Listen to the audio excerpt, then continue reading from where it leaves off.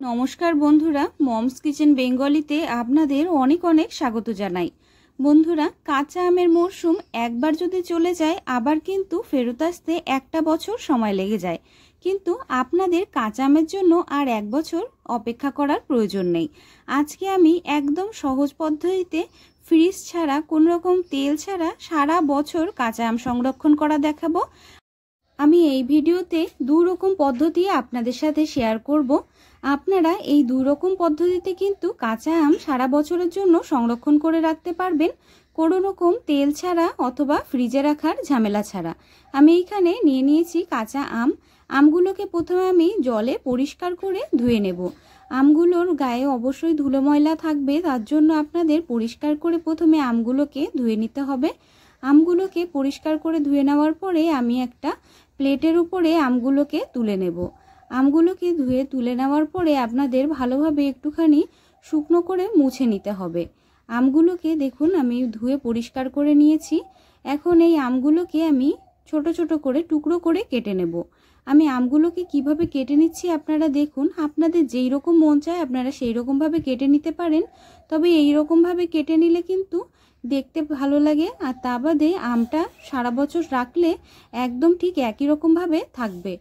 আমটাকে প্রথমে আমি মাঝখান থেকে এইরকমভাবে ফালি করে কেটে নিচ্ছি, তারপরে ঠিক এইরকমভাবে লম্বা লম্বা করে আমি আমটাকে কেটে নিচ্ছি। একটু একটু পাতলা করে আপনাদের কেটে নিতে হবে, খুব বেশি মোটা কিন্তু রাখা যাবে না।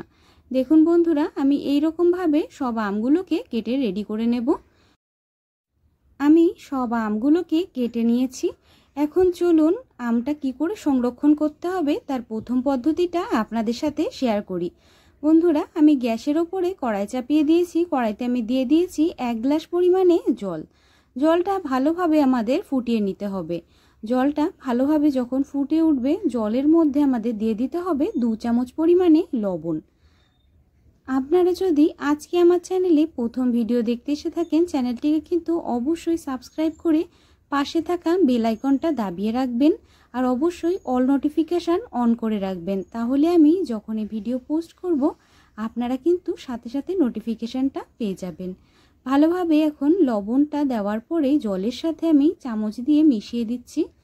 জলের সাথে চামচ দিয়ে লবণটাকে মিশিয়ে দেওয়ার পরে জলটাকে ভালোভাবে আমাদের ফুটিয়ে নিতে হবে। দেখুন বন্ধুরা, জলটাকে কিন্তু আমি ভালোভাবে ফুটিয়ে নিয়েছি। জলটা পরিমাণে একটু যদি কমে যায় তাহলে সব থেকে ভালো হবে। ভালোভাবে প্রথমে আপনাদের জলটাকে ফুটিয়ে নিতে হবে। জলটাকে ফুটিয়ে নেওয়ার পরে এই যে লবণের জলটা তৈরি হলো, এই জলটাকে আমাদের একটুখানি ঠান্ডা করে নিতে হবে। যখন জলটা উষ্ণ গরম থাকবে তখনই কিন্তু আমরা ব্যবহার করব। জলটা দেখুন এখন উষ্ণ গরম আছে, জলটা আগের থেকে অনেকটাই ঠান্ডা হয়ে গেছে। এখন আমি প্রথম পদ্ধতি আপনাদের দেখিয়ে দিচ্ছি। আমি একটা কাচের বাটিতে কিছু আম নিয়ে নিয়েছি। আমগুলোর মধ্যে আমি দিয়ে দিচ্ছি 1 কাপ পরিমাণে ভিনিগার।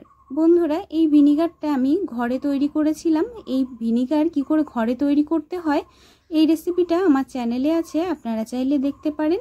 এখন আমরা যেই নুন আর জল গরম করেছি সেই জলটা সামান্য পরিমাণে এখানে আমি দিয়ে দিলাম। এই রকমভাবে কিন্তু আপনারা ভালোভাবে আমটাকে মিশিয়ে নেওয়ার পরে এই নুন আর ভিনিগার দেওয়া জলের মধ্যে সারা বছর রেখে দিলে কোনো রকমভাবে কিন্তু নষ্ট হবে না। তবে আপনাদের যে বয়েমে আপনারা রাখবেন সেটা অবশ্যই কাচের হতে হবে, আর তার মধ্যে ভালোভাবে মুখটাকে আটকে আপনাদের রেখে দিতে হবে। এখন আমি দ্বিতীয় পদ্ধতি আপনাদের দেখিয়ে দিচ্ছি। এইখানে আমি একটা কাচের বয়েম নিয়ে নিয়েছি, তার ভেতরে আমি সব আমগুলোকে দিয়ে দিচ্ছি। সব আমগুলোকে দিয়ে দেওয়ার সাথে সাথে আমি এখানে দিয়ে দিয়েছি কিছু কাঁচা লঙ্কা। আপনারা চাইলে কাঁচা লঙ্কাটা নাও দিতে পারেন। বন্ধুরা, কাঁচা আমের মরশুম থাকতে থাকতে অবশ্যই কিন্তু এইরকমভাবে আপনারা সারা বছরের জন্য কাঁচা আম সংরক্ষণ করে রেখে দিতে পারেন। তাহলে আপনাদের যখনই অফ সিজনে আম খাওয়ার মন চাইবে আপনারা কিন্তু এইভাবে আমের যে কোনো রেসিপি তৈরি করতে পারবেন। আর বাজার থেকে অনেক দাম দিয়ে আম কেনার কিন্তু কোনো দরকার হবে না। আমি আমগুলোকে জারের মধ্যে দিয়ে দিয়েছি, তার সাথে দিয়ে দিয়েছি বেশ কিছুটা কাঁচা লঙ্কা। এখন আমি দিয়ে দেব যে লবণ আর জলটা আমরা ফুটিয়ে নিয়েছিলাম সেই লবণ জল। লবণ জলের পরিমাণটা অবশ্যই একটু বেশি দিতে হবে। আর এইখানে আমরা যে লবণ জলটা দিয়ে দিচ্ছি এই লবণ জলটা অবশ্যই আপনাদের একটু উষ্ণ গরম অবস্থায় ঢালতে হবে।